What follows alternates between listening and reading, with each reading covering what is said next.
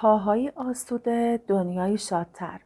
با کفی طبی به جنگ درد و ناراحتی برو. یه خداحافظی خوب با صافی کف پا و خار پاشنه و درد پاشنه. کفی طبی یه بالشتک نرم و حمایتی برای پاهات که معجزه میکنه. خار پاشنه اذیتت میکنه، کفی طبی فشار رو از روی پاشنه برمیداره، درد و التهابت هم کم میکنه. دیابت داری؟ کفی طبی از زخم‌های دیابتی پا جلوگیری میکنه. ورزشکار هستی؟ کفی طبی ورزشی عملکردت رو افزایش میده و خطر آسیب رو کم میکنه. انتخابی یک کفی مناسب. مشکلت رو بشناس. صافی کف پا، خار پاشنه و دیابت. نوع کفی هر کدوم با بقیه متفاوته. هر کفی برای مشکل خاص طراحی شده. پاهات رو اندازه بگیر.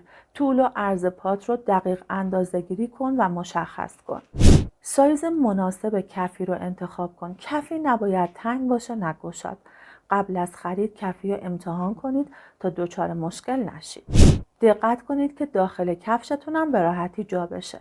چند تا توصیه براتون دارم. اینکه کم کم شروع کنید. اولش فقط چند ساعت در روز از کفی طبی استفاده کنید. کفی رو توی کفش مناسب استفاده کن. کفشی که به پات میشینه و سایز مناسبی داره. کفی رو تمیز نگه دار، با آب و صابون بشو و بذار کامل خشک بشه. کفی رو به موقع عوض کن. هر چند ماه یک بار وقتشه که اونو عوض کن.